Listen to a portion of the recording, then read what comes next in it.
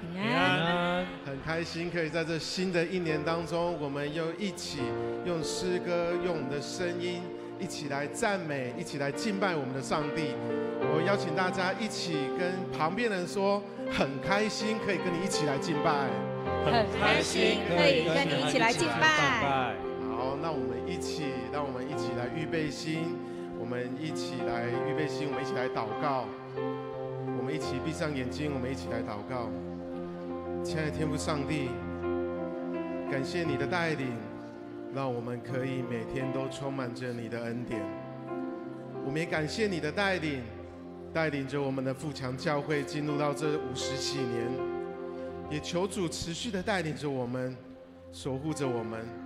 让我们教会当中的弟兄姐妹可以不分彼此，不分世代，我们都要来回应你的呼召，彼此同心的来宣扬你的名。我们不为别的，我们为的就是要让万国万民都来敬拜你。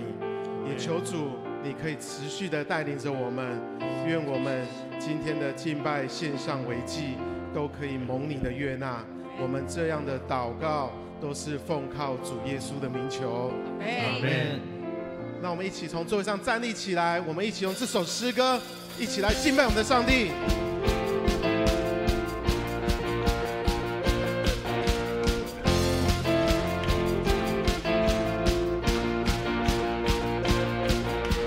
全心感谢，全心赞美，进入你的约，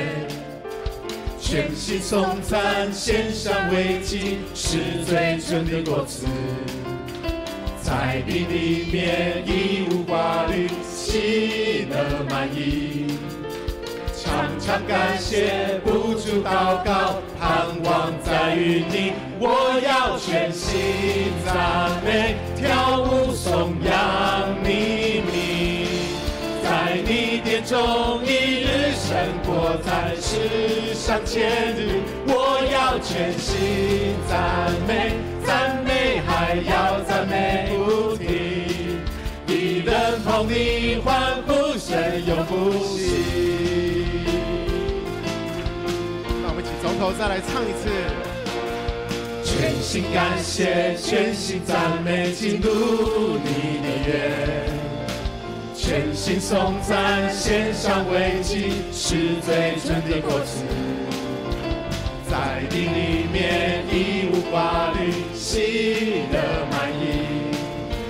常常感谢，不住祷告，盼望在于你。我要全心赞美，跳舞颂扬你名，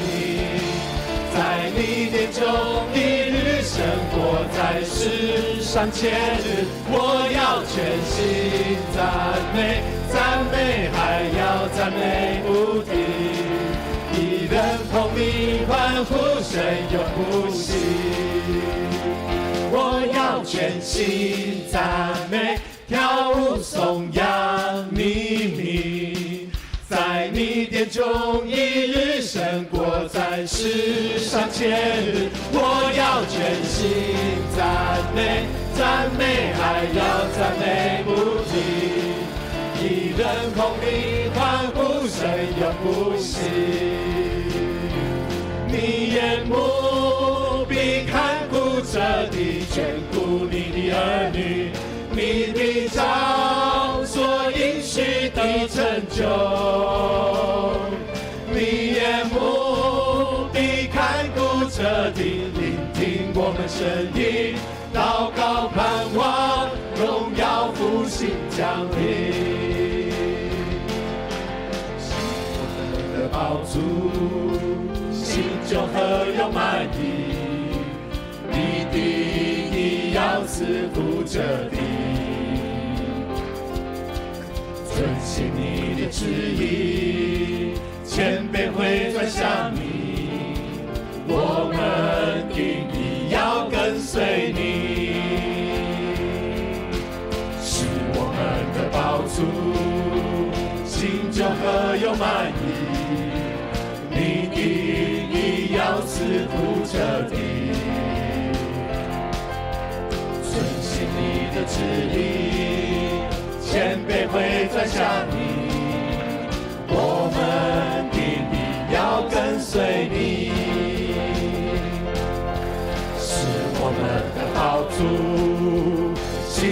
何有满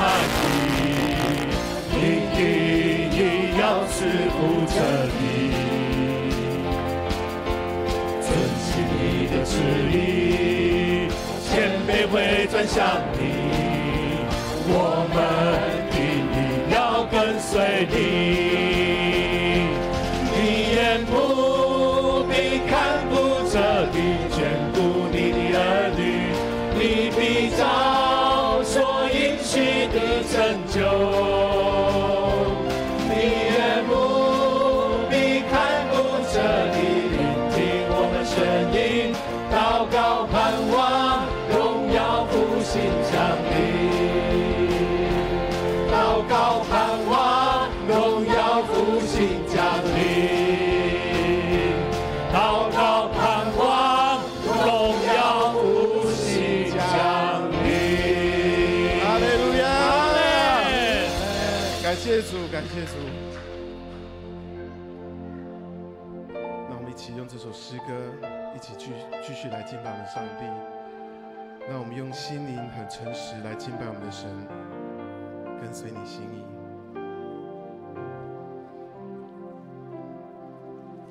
我放下自己，来到你座前，生命降下平静我的心，在你爱里。天父，你为我重新的生命，与自己分离，与我更靠近，相遇基督里。我把自己全能交给你，全心交给你，献上这心灵，诚实敬拜，在你同在里，负担和重担都交给你，在你脚前哭泣，跟随你心意，我愿意。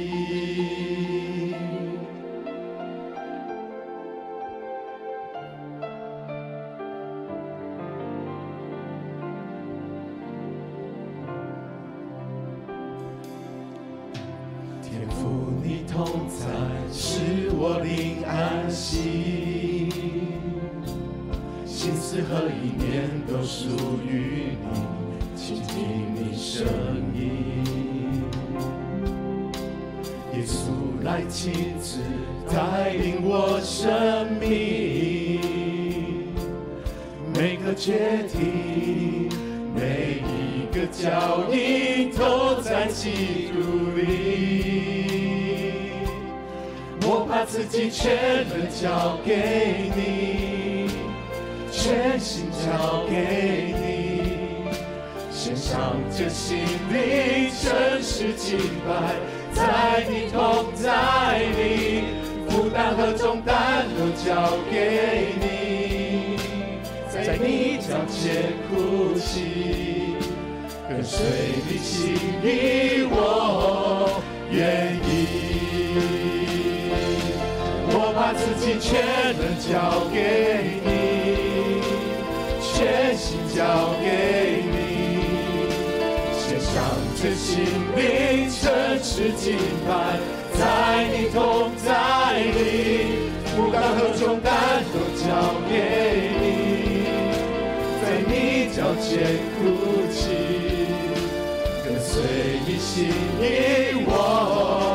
愿意。我把自己全能交给你，全心交给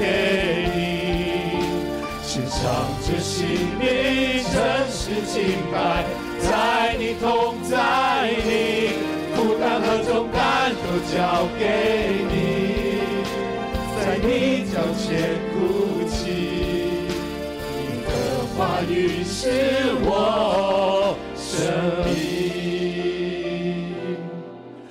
跟随你心意，我愿意。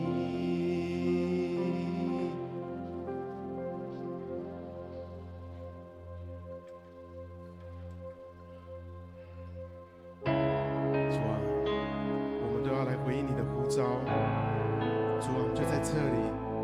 愿你来差遣我们，让你得到最大的荣耀。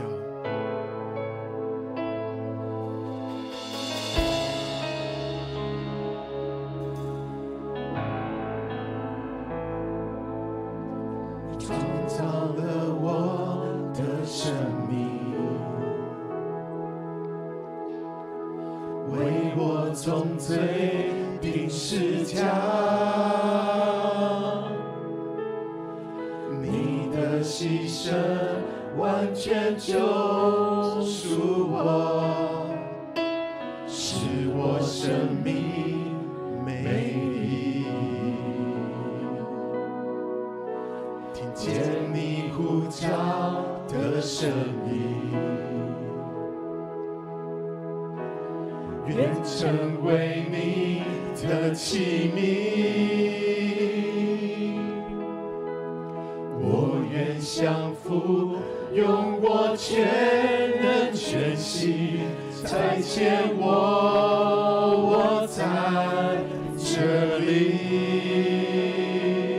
世上所有金银珍宝和这世界所提供的美好，我愿放下，只为要跟随你，回应你荣耀呼召，直到那日天地废去，我的生命呼吸将要停息，跟随我主，何等荣耀欢喜，我献上自己，只为你国你名。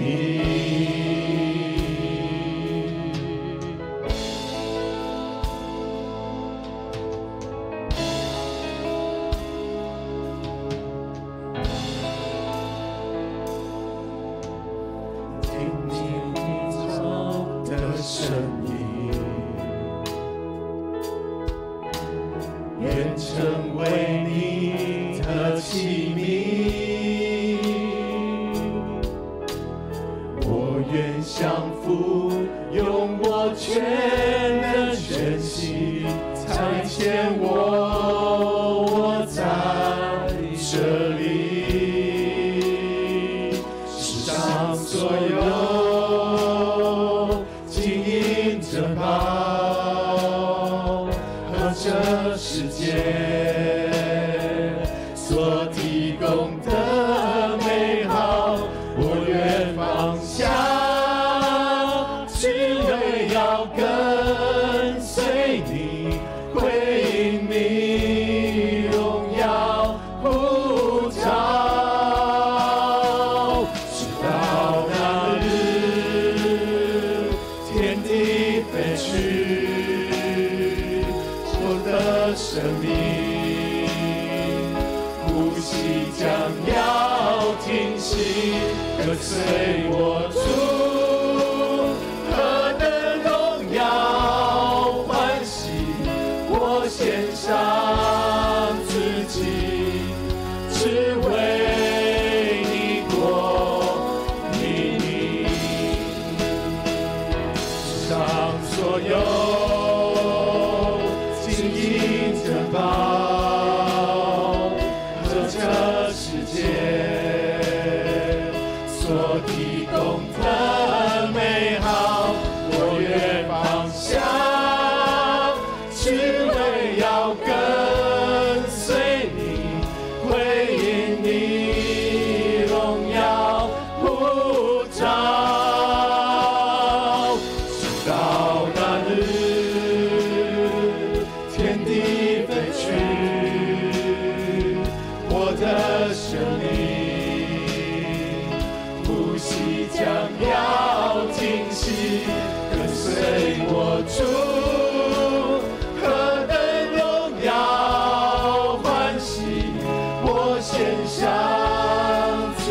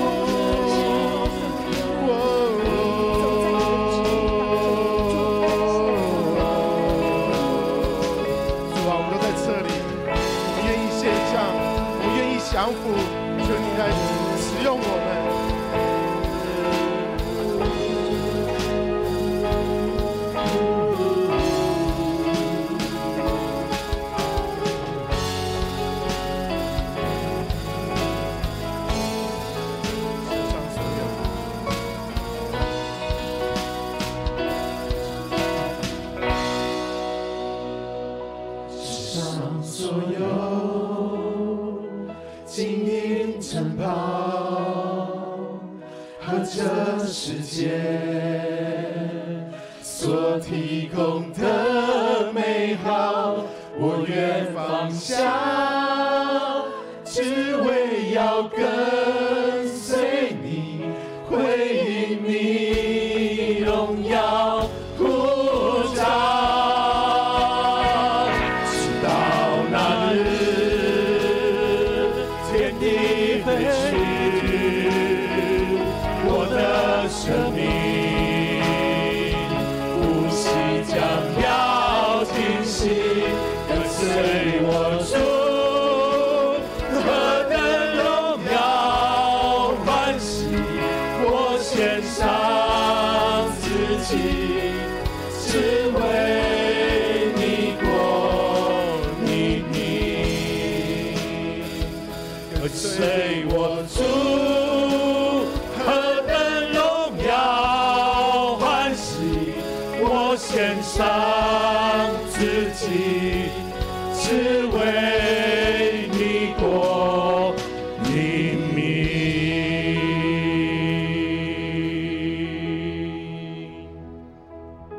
爱主，感谢你。当我们愿意跟随主的时候，这是最荣耀的时刻。其实我们在主里面充满了生命的勇气，也充满了主所示平安跟喜乐，特别是有生命的盼望。主，我们感谢你，让我们今天在新年的第2个主日，一起聚集在这里，同心敬拜，同心赞美，也领受主你的话语，同得造就。神啊，求你圣灵在我们当中运行，让每一个主你所爱的百姓，都从你那里得着珍贵、感人、激励以及呼召，让我们跟主更亲近，愿意跟随你。愿今天的敬拜荣耀都归给你，每一位属灵的百姓都得着激励、感动跟祝福。我们在你面前将这个礼拜交托在主你手中，求你亲自掌管跟带领。感恩祷告，奉靠主耶稣基督的圣名祈求，阿们。弟兄姐妹，我们能站着哈，一起来祈念新的诫命，一起来领受主的教导。来，你要尽心、尽性、尽意爱主你的上帝，这是诫命中的第一，且是最大的。其次也相仿，就是要爱如己。这2条诫命是律法和先知一切道理的总纲。我赐给你们一条新命令，乃是叫你们彼此相爱。我怎样爱你们，你们也要怎样相爱。你们若有彼此相爱的心，众人就因此就认出你们是我的门徒了。阿们。感谢主，请坐。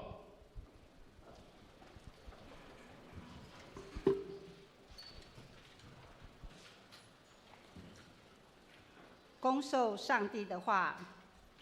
我们今天要来读一节圣经，记载在马太福音3章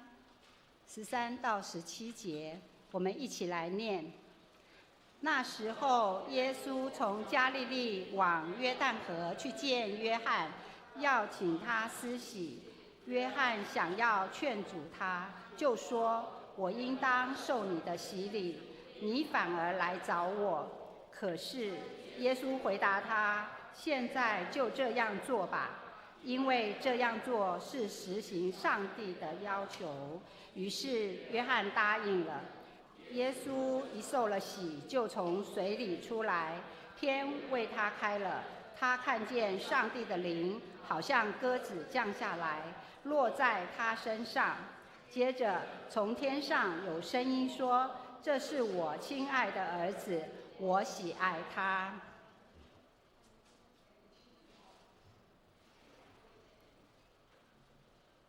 接下来我们献诗，请男诗班，他所要献的诗歌是《如露切木溪水》。讲到今天我们请大专中心高伯恩牧师，他所要讲的题目是灵洗的群体。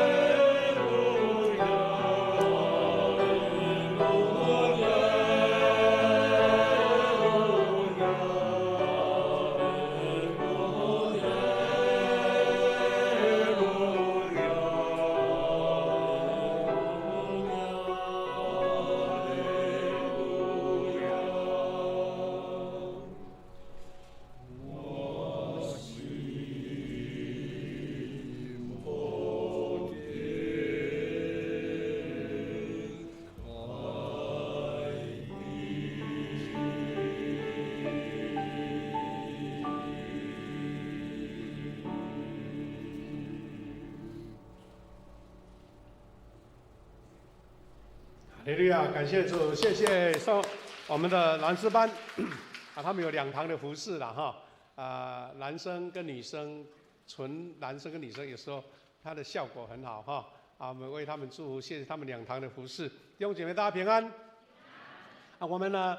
每一年的第2主日哈，我们都会安排我们的台南大专中心来做报告分享，特别是有高牧师来我们当中来做这个讲道来勉励哈。那我们知道台南大专中心去年刚好庆祝设立60周年，应该算是我们台湾最资深的大专中心之一啦。因为我们台南高雄台北很早就设立一个中心，中心的意思是有自己的建筑物哈。那我听到我们的程佑长老啦，还有我们的昌成执事啦，他们当时都曾经住过这个大专中心的宿舍所以也算是一个非常珍贵大专的回忆了哈。那我们在年初的时候来举行这个主日，因为我们的大专中心的同工呢，他要轮流每一个礼拜到不同的教会来请安，因为他们所有的经费除了中会有预算补助以外，其余都是由各教会一起来关心奉献所以我们很多大专生都曾经经历过在大专团契里面的照顾培育所以我们特别在年初就请高牧师来分享，也让他们能够从年初到年尾，他们所有的事工还有经费上不会欠缺了所以呢期待我们透过他的分享跟报告大家一起激励，一起来为大专中心来祷告，求神亲自赐福我们以下时间请高牧师来分享灵喜的群体一起来拍手欢迎来，谢谢。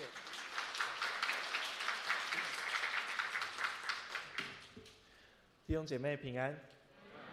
感谢上主带领我再一次来到富强教会，跟大家来一同敬拜。在大家的周报里面，我们有加一份中心的特刊，还有在我讲到结束之后，我会播放一个影片，让大家来更清楚认识大安中心的工作。其实每一年我们透过弟兄姐妹的支持，还有代祷，其实我们一起撑开了一个空间，让许多年轻的生命在这里能够与上主来相遇。这个就是大安中心透过众教会的弟兄姐妹的支持，才能够完成的重要的工作。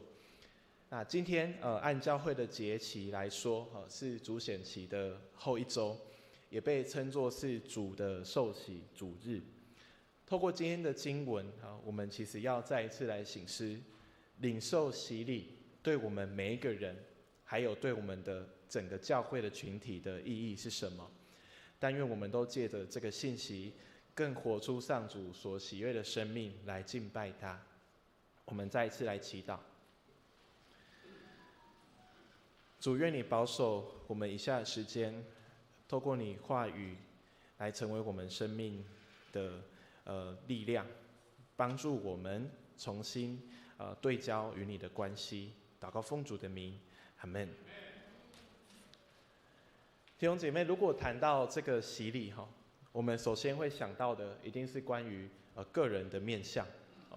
洗礼是什么呢？洗礼是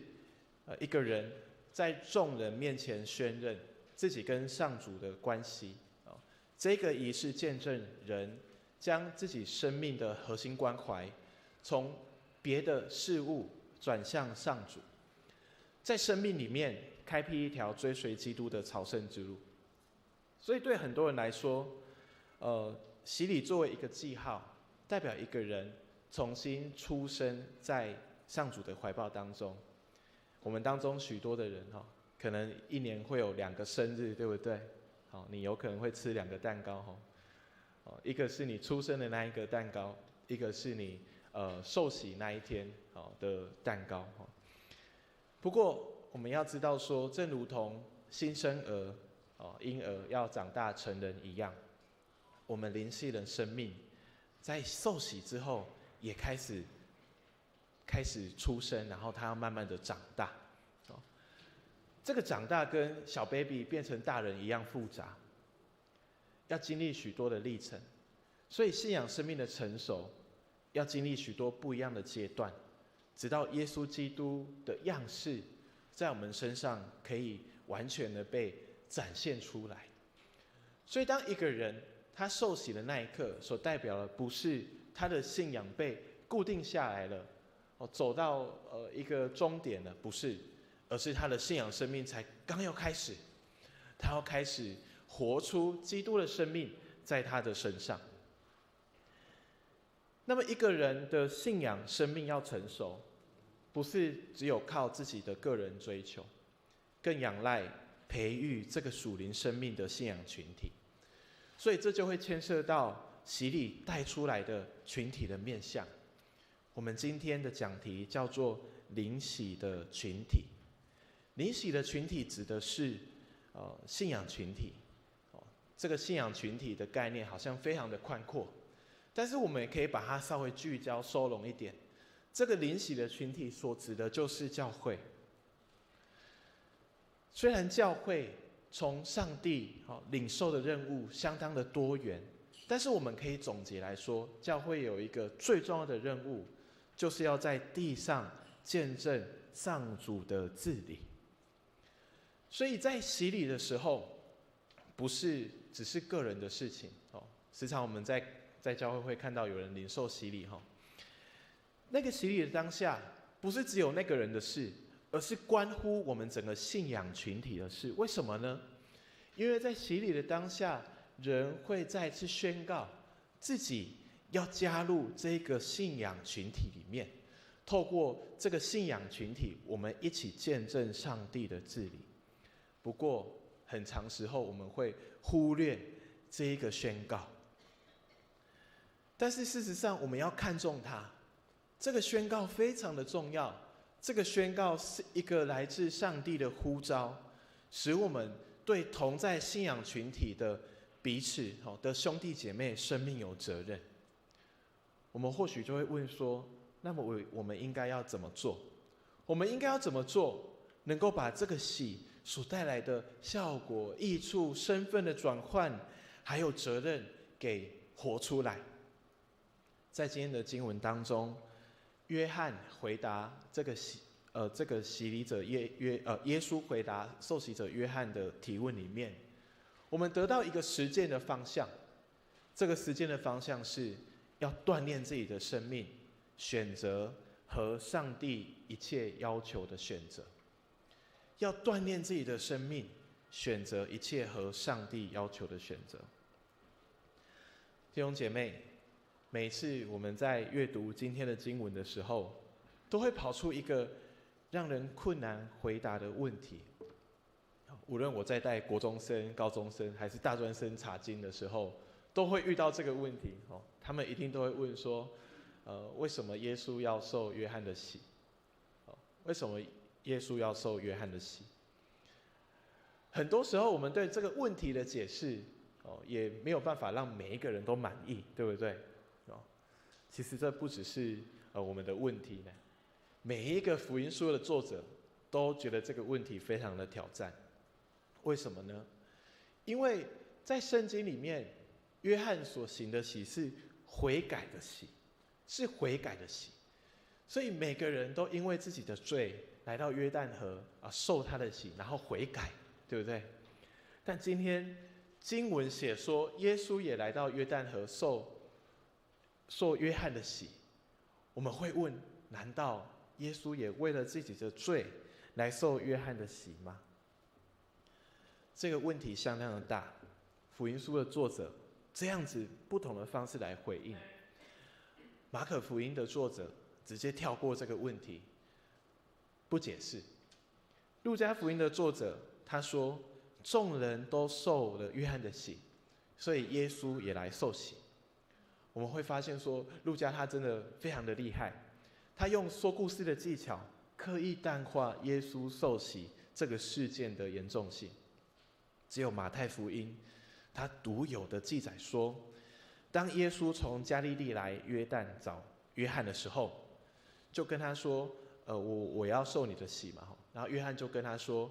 我应当要对你来受洗，你怎么反过来找我？耶稣就说，因为这要符合上帝一切的要求，这才符合上帝一切的要求。弟兄姐妹，虽然马太在处理这个问题是处理的最有诚意，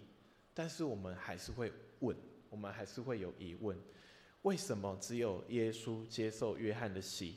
这样做才是合上帝一切的要求？另外一个翻译告诉我们，为什么只有耶稣接受约翰的洗，才是履行了上帝全部的义，履行了上帝全部的义。如果要解开这个问题，我们得要回到马太福音前面的故事，从耶稣出生的故事一点一点来找答案。在马太福音耶稣诞生的故事里面，这一位以马内利的主，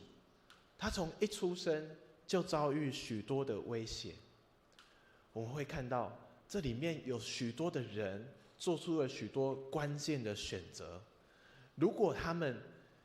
选择了一个错误的选择，那么今天这个故事将要全部改写。如果没有约瑟，这个耶稣在地上的爸爸选择信任天使的吩咐，没有按原本自己的打算将玛利亚偷偷的休掉，那么今天故事将会不一样。如果那个来自东方的三博士，他们没有按照在梦中所接收到的指示往另外一条路回去，那么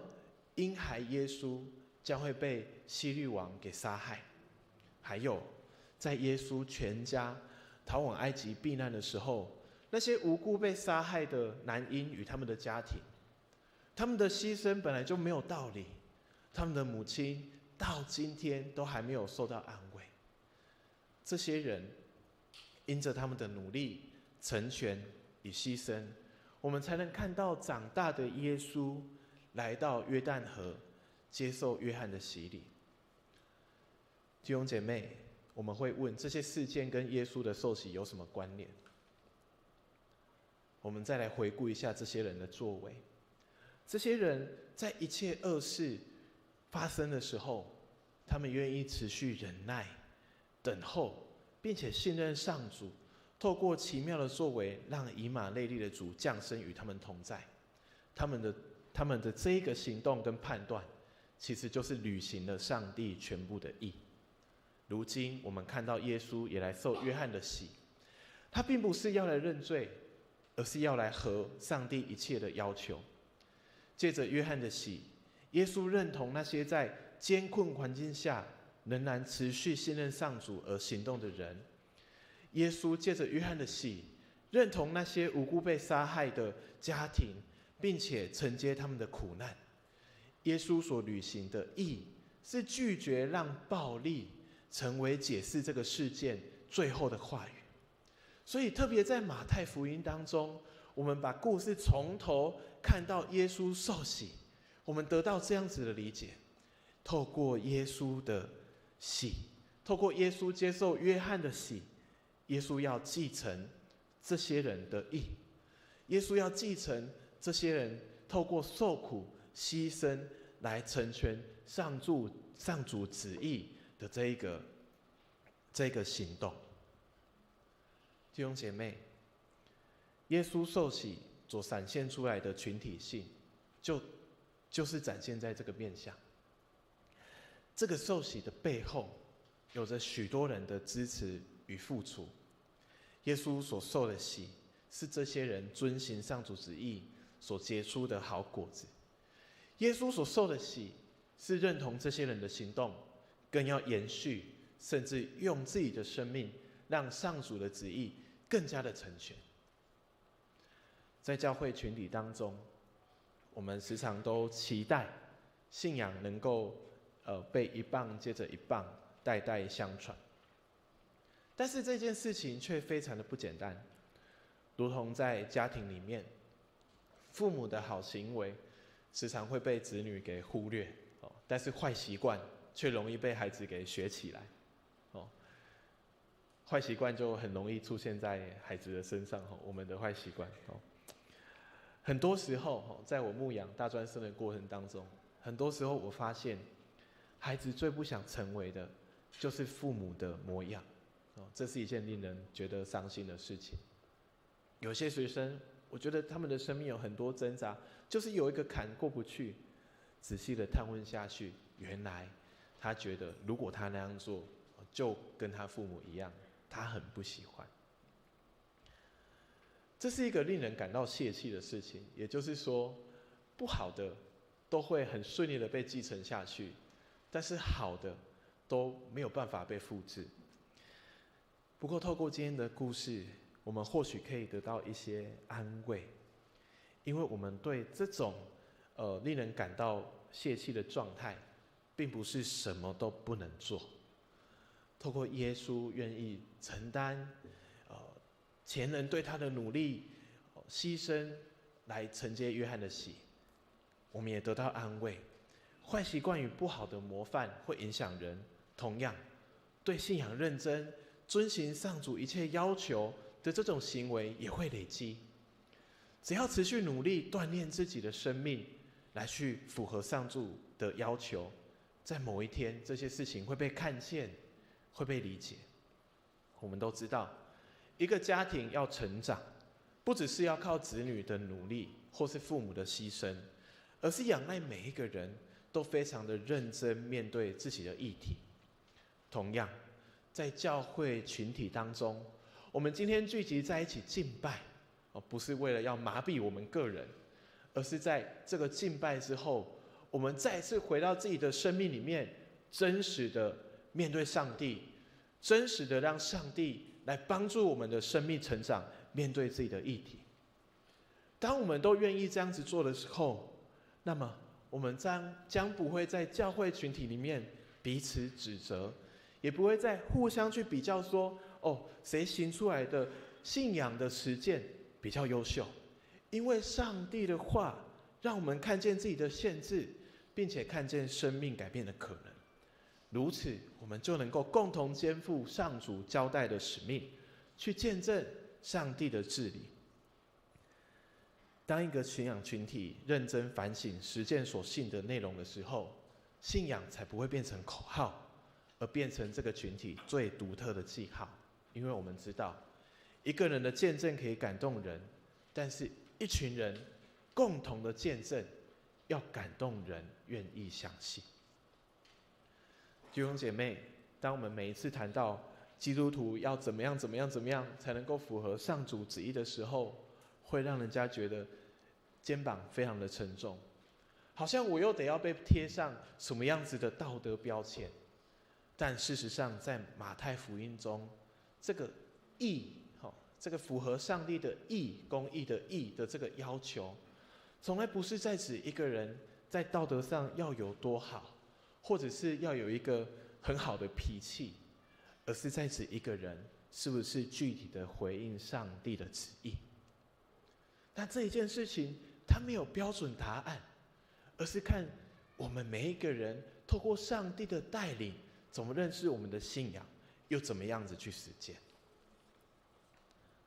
时常有学生在跟我分享，我感觉自己的生命就如同在犯罪还有祈求赦免这两个步骤当中无限的循环，因着看不到自己生命而改变来泄气，跟因着我自己的罪每一次都获得无条件的赦免而感到羞愧。我跟这些学生说，虽然我不知道你所说的罪是什么，你认为的罪是什么，还有你犯了什么样子的罪，但是你拥有这种感受却是非常的关键，因为这是生命改变最重要的过程。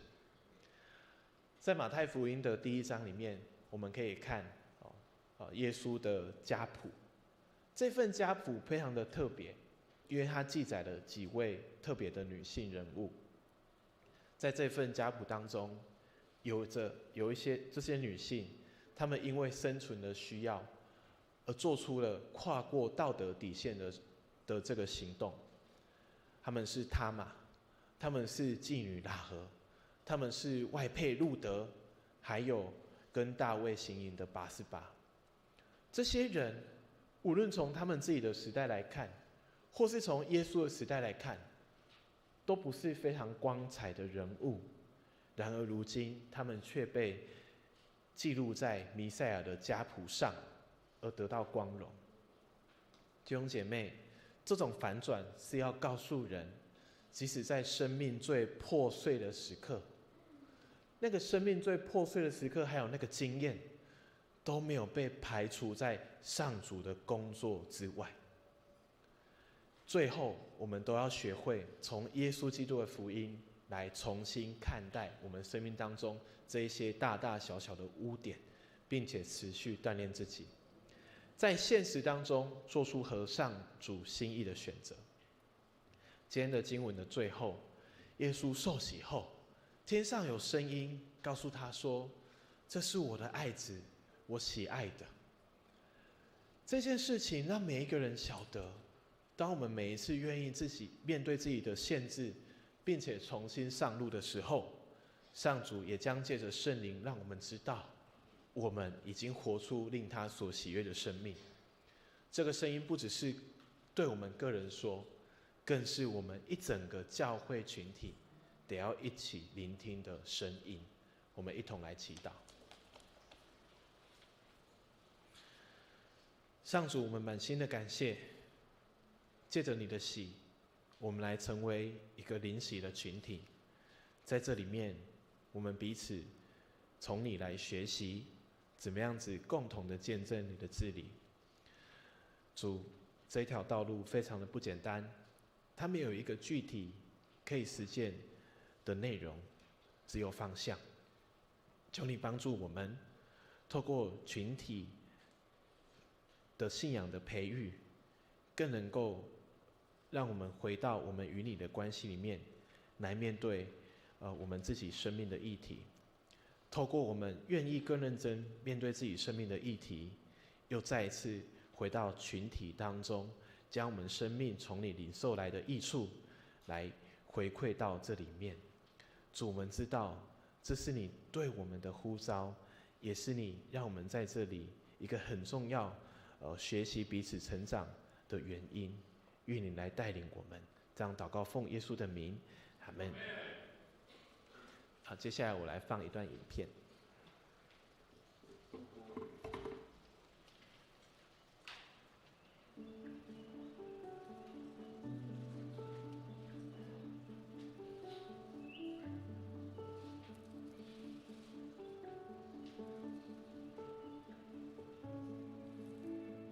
我是王明一，是成大测量系3年级的学生。大家好，我是成大团系的陈启伟，今年大2。我是王世修，我是台南大专昆山团系大3的学生。我是南大团系的李约。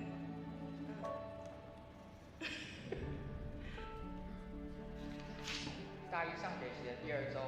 我就怀着忐忑的心情来到大专中心的会议室参加成大团系。当天是起初迎新的聚餐，我可以感受得到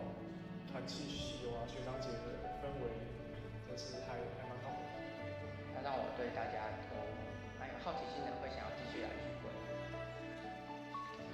但大专的工作其实也不只是在照顾一个人的系统的面向。这里其实每个人都有很不一样的课题要面对。台南大专会关心每个学生他的身心灵的状况。这些事情都是由大专中心的辅导人透过陪伴与支持，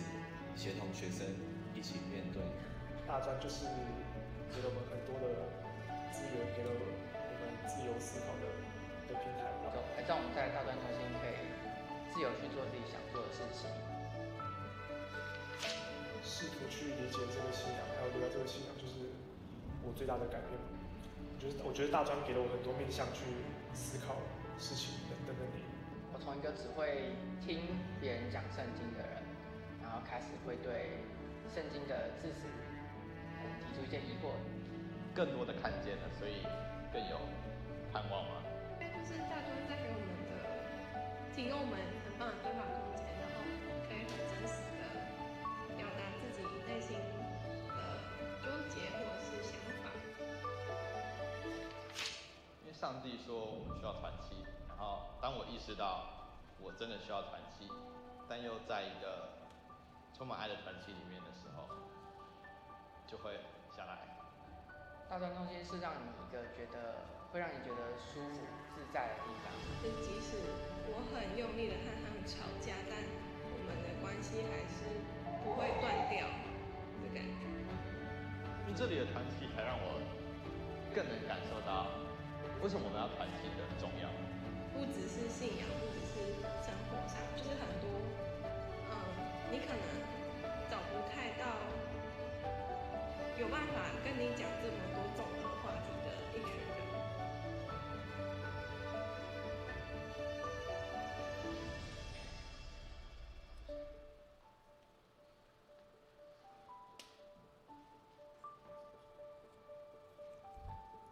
我们谢谢高牧师用主的话来勉励我们，也在最后这个影片，我们看见大专生在他们在大学或是专科4、5年之当中，因为有信仰的陪伴，还有团契的扶持，他们能够走向一条更属灵，还有在信仰人生观非常重要的阶段所以期待我们弟兄姐妹大家在主内一起来协助，也来带导，也来支持那等一下我们要做奉献，我们在周报里面有夹了这个中心的特刊，可以认识这一个大专中心。另外还有这个也可以使用他们专用的奉献袋来为他们做奉献，因为他们每一年的经费有至少1/3以上快要一半是要由我们各教会的奉献来支持请大家为他们的事工来代祷接下来我们要唱一首回应的诗歌，一起来做祷告。我们如果同工有麦克风我们的敬拜团会带领我们一起来唱。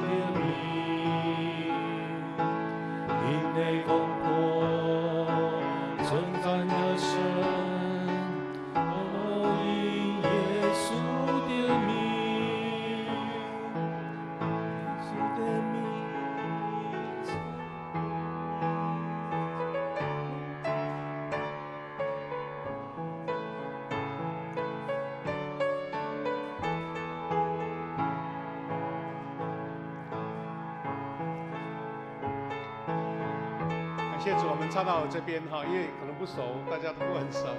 也没有敬拜团来帮忙唱。不过我们可以借由这个歌词得到很好的教导跟学习我们音乐能继续，我们一起来做祷告。首先，我们借由今天的主题讲到，我们一起领受从神来的恩典。大专是一个信仰的群体，大专中心，我们教会也是个信仰群体，愿我们一起学习从神而来属灵的恩典，让我们借着这个群体造就我们的信仰，也一起彼此扶持，彼此带领。我们为富强教会成为一个神所恩待的信仰群体来祷告。第二个，我们为教会要推动的50喜年的事工，求主亲自恩待保守。我们下午就要举行一个研讨会，求主带领我们所做的一切都能蒙神的恩典。第三个，我们为教会所有的弟兄姐妹祷告，求神亲自恩待保守，每一个人有神的扶持，无论是家庭个人的工作事业、健康，以及子女儿童成长，都得神的保守。最后，我们也为自己在神面前得恩典来祷告，愿神赐下他属灵的智慧能力，让我们所做的能荣耀神。我们也为家人祷告，求神亲自眷顾。我们一起为这些事情祷告。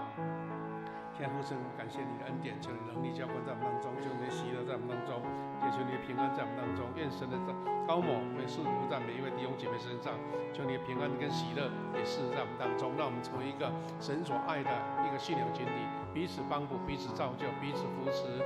彼此跟助。要有神保守我们奉着我们所有的50喜年事工能得恩典，我们能得事工能得祝福。我们为每一个弟兄姐妹祷告，让大家身心灵都得平安跟喜乐，也求主保守我们每一个人的家人都得神的祝福。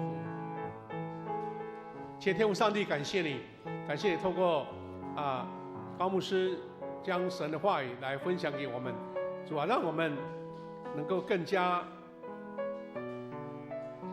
委身在我们这个信仰群体当中，因为我们是同认一主一信一喜的教会，让我们的教会里面大家成为一个属灵的大家庭，兼顾彼此的信仰，彼此来激励，彼此关怀，彼此代祷，彼此成长。愿神也保守我们要推动的50喜年各样的事工能够顺利。今天下午我们有举行研讨会，求你保守，让我们无论是本教会的弟兄姐妹，或是各教会的同工，一起来这边得到美好的造就。主求你也保守，让我们每一个弟兄姐妹，大家在属灵、在工作、在生活、在健康，以及儿童、家庭、子女都得神的保守，让我们因为家庭蒙恩，我们的教会也同样得到更大的祝福。也求主保守我们教会当中每一个人的家庭都得神的眷顾跟引导。神求你保守我们在这个新年的寒冬的季节，有主保守，让我们在寒冬当中身心灵都平安跟健康。愿神亲自赐福我们在你面前的服事，以及赐下恩典在每一个弟兄姐妹身上。感恩祷告，奉靠主耶稣基督的圣名祈求，阿们。弟兄姐妹，我们在今天的特别的一个安排，就是我们要邀请我们的刚退休的胡金章长老，他要来分享一段他服侍主如果从长职的那个资历里面他一共服侍29年，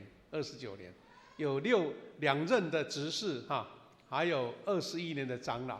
如果加上呢中间还有轮休那就更长了尤其呢他长期参与在音乐班、社区音乐班的事工，还有我们的这个营养我们的爱心午餐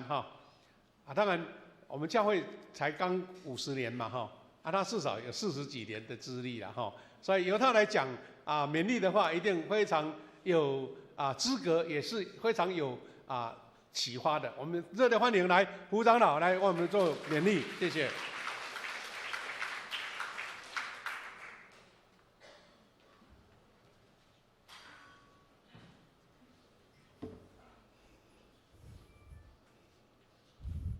各位兄姐平安，感谢上帝，让今天我有份在台上跟大家一起来分享。71岁的人生，退休了，是老人了，凡事应该交办给年轻人。平常一听到这一种感受，我说把它认为是个名词，但是今天好像是实在的，好像是进行式的。多少次我要捏捏自己的皮肤，看会不会痛？哎，是会痛，也就是要面对，要承认了。所以说，老人更讲过去。年纪大的每一次讲都是讲过去的，过去多少勇，多少猛，付出多少。由前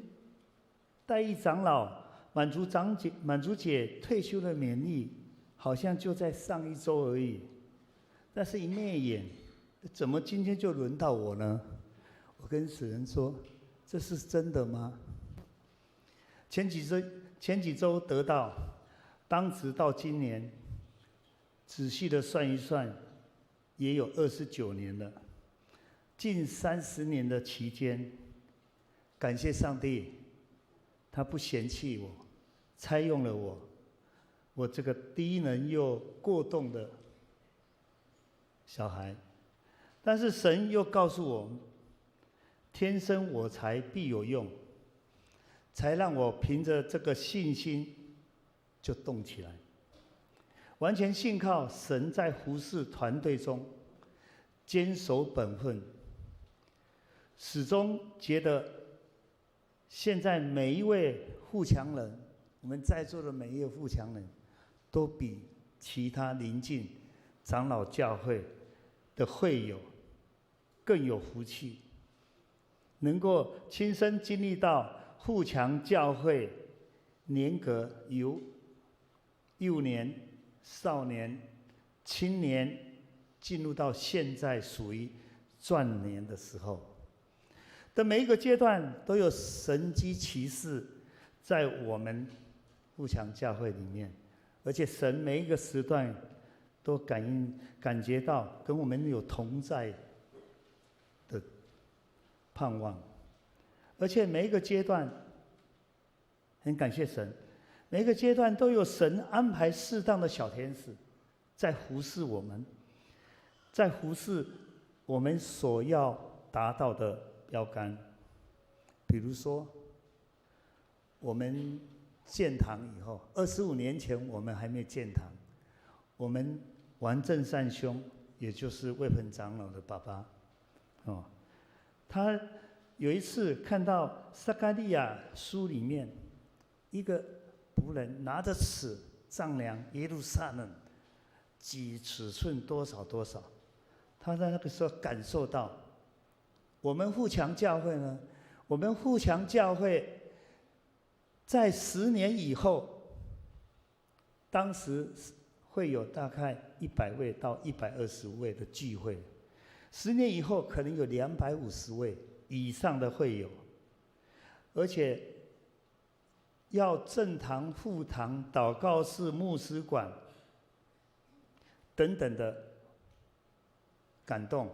他在他的身上，所以他马上计划书写了一整篇的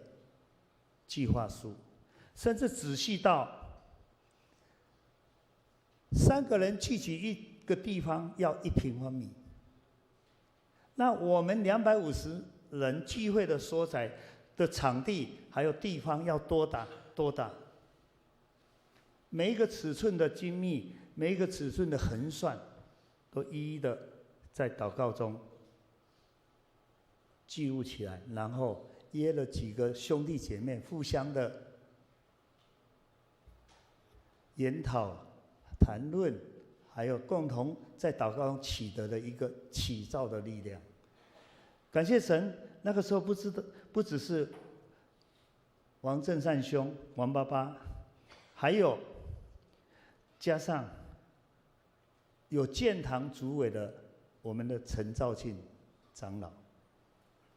陈兆庆长老他是勤俭，他富有，但是勤俭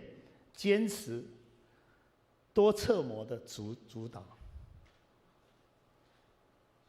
还有神还差遣我们昌城执事、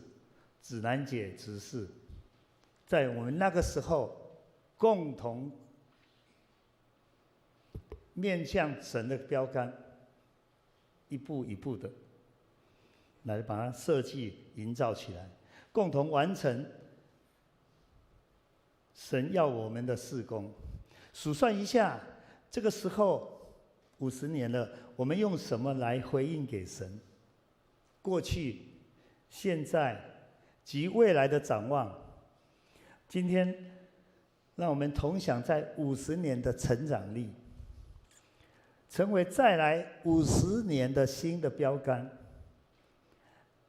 我用25年前的脚机跟现在我们使用的比例来分享一下。现在我们使用的基地，以前是231坪，现在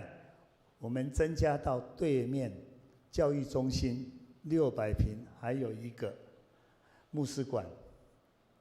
总共成长了4倍。25年来，我们成长了4倍。如再加上我们可使用的楼层来讲，将近5成的成长。如果在25年以后，我最近常想，在25年以后，我们基地如果这个成长的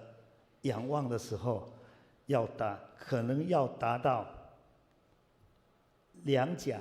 或是3甲的地面可以使用，约算起来是1000坪的使用。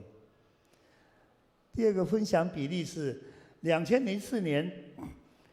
我们的经常会用为290几万到400万，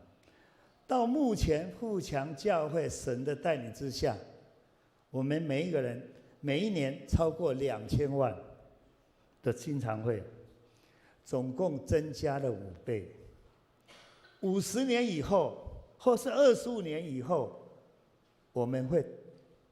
达到1亿。如果依这个比例，我们要达到1亿。那个时候要建堂的时候，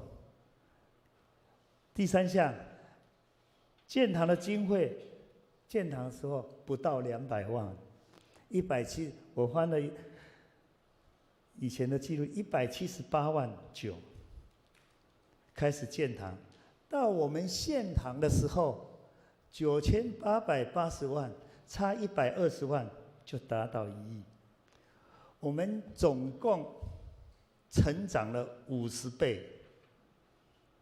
何等感谢神！我们拍手一下，好不好？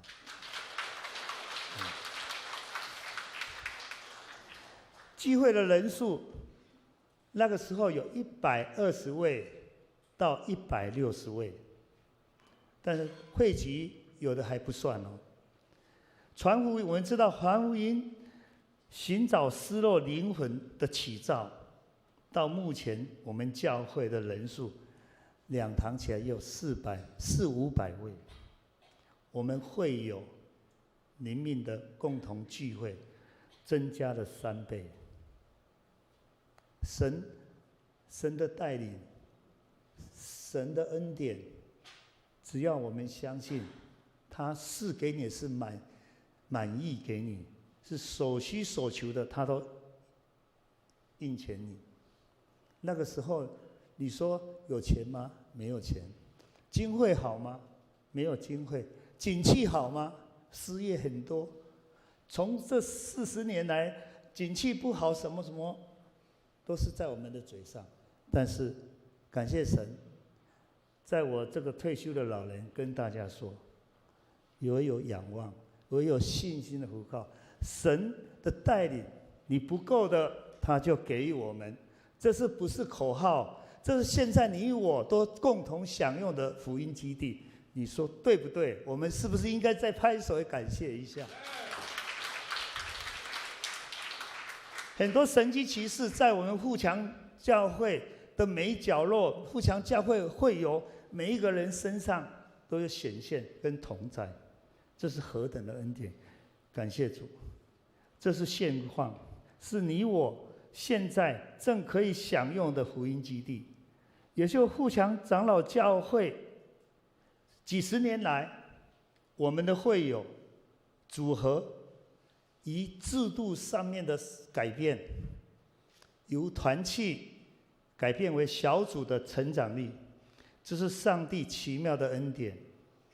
再加上前几任牧者及信仰前辈追随神的脚中的一个实力，感谢主。我们下午的复兴会就是，当然是。这是何等的宝贵！这是一个脚居的验证。面临喜年、自由年，神教导我们要忘记背后，拼命的向前走。我们不是自满，更是要珍惜许多辉煌历史跟神给我们的恩典。努力面前，奔驰。向我们的标语，向着标杆，就是向神奔驰。因为我们唯一相信的神，他是全能，他是万能，他是时时俯听我们的祷告的神。感谢主，在基督耶稣向我们呼召，特别是这个教会的名字叫做富强教会。富是有丰盛的生命，强是属灵的能力，不是靠人的血气，而是透过等候耶和华来的属灵的能力。同心奔驰不疲惫，懂得学习，乘着属灵的气流翱翔往上冲，共同奔向标杆，来得主的荣耀。个人觉得有几项，这几天我觉得几项我们共同来注意。福音事工的兴旺复兴，教会家庭要和睦的侍奉。第二，切记要顺从圣经的教导，生养众多，来经营上帝所赏赐的产业。我曾经建议小会，凡属于富强教会，即日开始出生的小孩子，教会有特别的祝贺金，而且每半年提出补助金，教会来关怀这个小孩子，直到5岁为止。所以我一直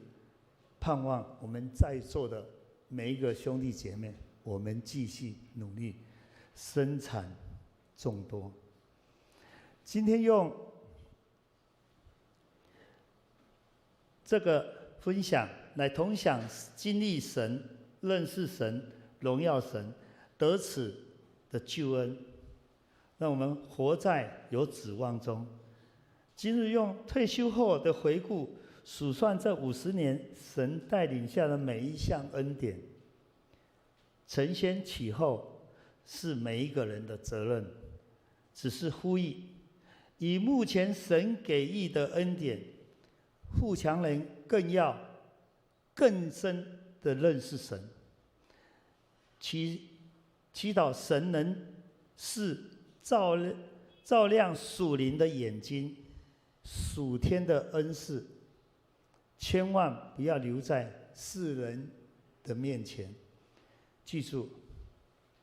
赏赐的是耶和华，收起的也是耶和华。期待有神的带领，富强人秉持起初的火热的心，这是也很重要。共同创造，期待，也相信，也坚信，明天一定会更好。以上分享，感谢神。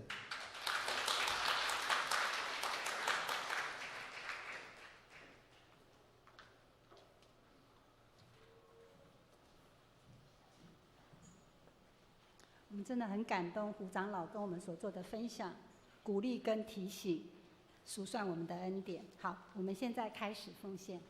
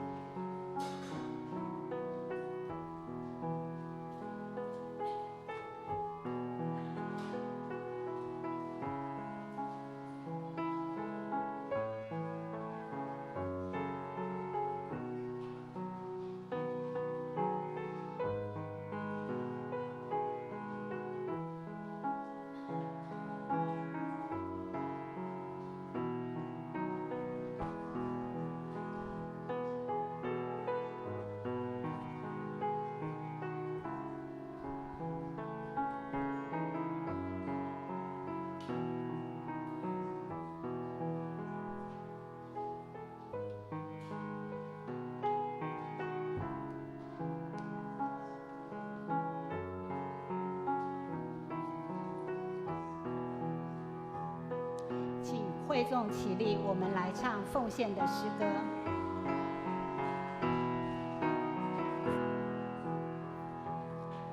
亲爱的宝贵耶稣，你爱何等的甘甜，我的心深深被你吸引，爱你是我的喜乐，一生爱你，一生敬拜你，一生爱你，一生荣耀你，一生奉献，一生不回头，一生爱你，跟随你。会众请坐。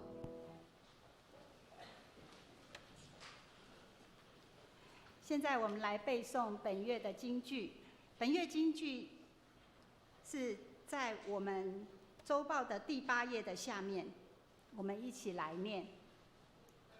凡接待他的，就是信他名的人，他就赐他们权柄，做上帝的儿女。约翰福音1章12节，我们再念一次：凡接待他的，就是信他名的人，他就赐他们权柄，做上帝的儿女。约翰福音1章12节。接下来报告，请大家翻开我们的周报第2页。下周主日礼拜司会是李宗杰执事，其他的侍奉同工请自行注意。我们翻开周报第4页。第2项，小会报告：下主日下午1点半召开定期小会，请小会员预备心参加。第5项，第5点，本会预定在2月8日召开定期会员合会，请各单位在本主日缴交合会报告的资料到办公室。第6项，富强教会2026年富强门徒学校在下主日1月18日将正式开课，我们欢迎兄姐踊跃报名参加。我们更鼓励新会友报名学习。近3年内受洗或信仰告白，迁籍到本会的所有新会友，我们都欢迎你来报名。我们看第5页第8项，台南中会第96届春季会议于1月8日甲太平径教会顺利召开。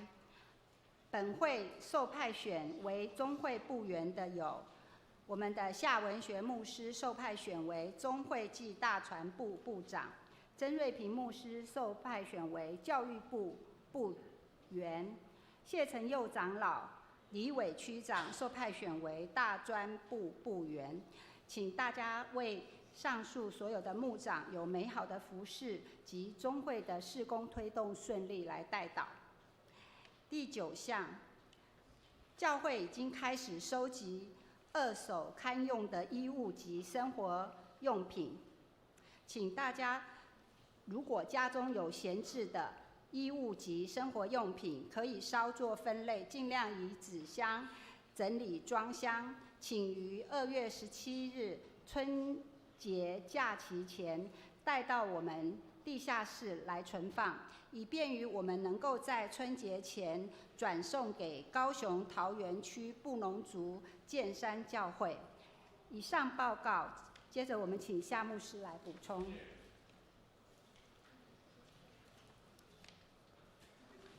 弟兄姐妹，我来做一个补充哈。首先呢，我们欢迎我们一位新朋友在我们当中，她叫做林丽芝姐妹，在哪边？丽芝姐妹，来拍手欢迎她，欢迎她，欢迎哈，丽芝姐，欢迎。好，谢谢。欢迎常常来我们富强教会一起敬拜神哈，她也是会友了哈。好，谢谢你。再次我们要谢谢高牧师来到我们当中，用主的话来勉励我们。我们也继续为他在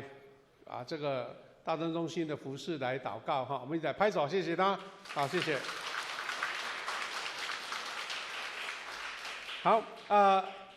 有几点提醒哈。第一个呢，我们下午2点哈就要举行这个复兴系列第1个研讨会哈。我们一共有4位讲员要来这边，那所以我们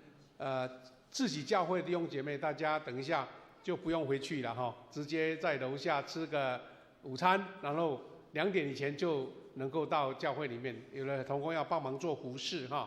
牧师在这边一个小小的一个报告跟提醒了哈。我们教会为了庆祝50禧年哈，有准备各样预备设计各样的一个纪念品哈。那么为了要赶上今天的研讨会，我们特别我们的单位已经制作这个蛮漂亮、很轻的哈，那个我们的50周年纪念的这个杯垫啊，杯垫。那要跟弟兄姐妹提醒的意思就是说，我们弟兄姐妹，我们在周年庆的时候，我们才要送给大家这个礼物啦，因为它是要一套的哦，一套的所以今天我们先准备这个小份的，就是因为刚好我们有客人来。所以今天下午呢，我们有参加研习，对不对？本教会的我们就请不用拿，好不好？我们就等到在周年庆的时候，我们再一起来领受这个全套的一个礼物哈，一个小小的杯垫不过等一下这个杯垫我们要先送给高牧师哈，让他先做第1个礼物了哈。另外我手上有这一个月历这个春联哈，这个春联呢就是我们跟往年都大同小异，但是你如果注意看今年的春联特别不一样哦，因为这个是我们书法班请我们这个谢福龙老师他用手写的，我一直很纳闷说写的比电脑字还漂亮，那还整齐啦真的是不简单哈。那这个是我们50禧年特制的富强蒙神福，喜人得主恩我们每一个家庭送1份，等一下在楼下你可以签个名拿1张我们应该这一次，因为我们是自己定做的，量比较多一点，但是我们请大家都每一家都领完了之后有剩下，如果有的家人，比如说我在市区有一间房子我们在哪一个风景区还有一间别墅你就可以拿2张，好不好？有3间的可不可以？更好3间的都贴了。表示说像刚刚胡先生长老讲的说要生养众多我们的房子也可以生养众多好欢迎大家包括客人你有需要都可以拿来做纪念。因为我昨天听到我们的松年团契他们说我在门口贴了这一张竟然可以带领人家来教会，因为他看到这个春联很有意思而且有人可以比较认识说原来这个家庭是富强教会的兄姐那有一个非常好的印象哈这一点请大家不要客气，等一下在楼下可以签名来领取哈。那最后我要报告的，刚刚已经提过，但是特别要鼓励说，我们下个礼拜就要那个门徒学校了哈。我们真的期待说，无论是新旧会友都不管，就是我们只要互相教会的弟兄姐妹，希望你能够经历这个门徒学校的一个培训有用20课所以是第一堂礼拜的时间来上课，那第2堂来做礼拜我们期待各小组啦，特别小组长的鼓励很有用鼓励他们让他们能够一起来经历这些学习，有的是比较属于真理的基础课程，有的是对教会侍奉的观念，特别是属灵上面怎么样成长所以呢也不会太辛苦了，就是一个多小时的课我们这等于一个早上有上课又有参加聚会欢迎大家踊跃鼓励。这样因为我们要准备教材所以赶快报名我们给干事来报名这样子那最后我要有一个小报告，就是在这下面有写到说，我们周锡安小组长要在1月23在台南的湖园的会堂举办那个油画个展是很好的一个展出了我们欢迎到时候大家有时间去参观去了解去参与这样子好，那等一下我们礼拜结束呢，这个场地要稍微做一点整理了我们可以到3楼去吃午餐，然后再提前作业我们在楼上准备下午2点开始的研讨会最后我还是要谢谢信昌长老他美好的这个分享了我鼓励他说，因为在礼拜天讲时间不够他讲，但是他可以把它写下来，写多一点了。那我刚刚第1堂礼拜我特别讲说，胡先生长老在我们这边服侍了29年，加上他的其他服侍资历，至少有40年，真的不简单。我们教会才50年，他至少有40年以上，因为他是我们教会建堂之后第一对跟我们的国珍姐结婚第一对来教堂结婚的。你看我们教堂已经第2代了所以他能够很稳定的服侍，不可或缺的是有国珍姐在旁边协助他任劳任怨，没有具名，但是一起服侍。因为他们2个都在楼下服侍午餐我们就这样讲一下。等一下如果碰到他们2位就可以给他们鼓励一下说谢谢你这个在富强教会的服侍所以也可以看见比较长的服侍，你才可以看见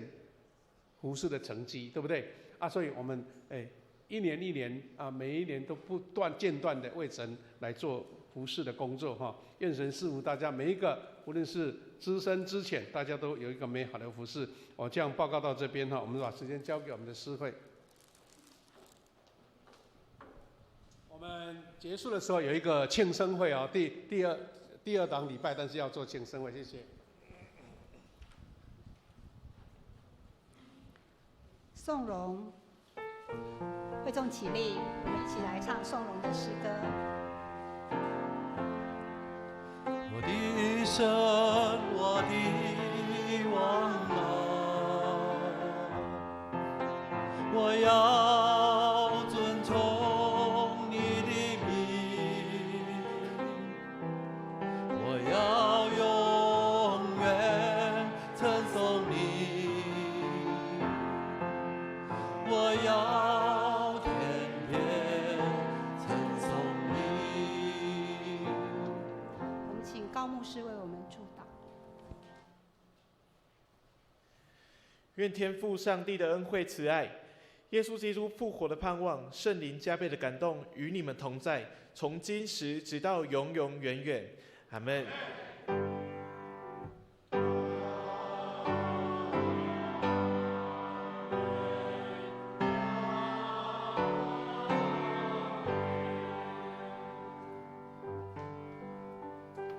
我们请坐来默祷闭会接下来要做庆生会请大家稍留步几分钟。弟兄姐妹，我们今年呢1月份的寿星在周报里面第5页有好几十位那这个永远是天字第一号的寿星，就是我们的李伟教授。李伟教授是1月1号出生的，所以等一下我们唱生日快乐歌，然后请他来吹蜡烛哈。我们请1月份生日的，请站起来好不好？来，恭喜！来，祝你生日快乐，祝你生日快乐，愿主祝福给你，祝你生日快乐。Happy birthday to you, Happy birthday to you, Happy birthday, Happy birthday, Happy birthday to you。哈利路亚！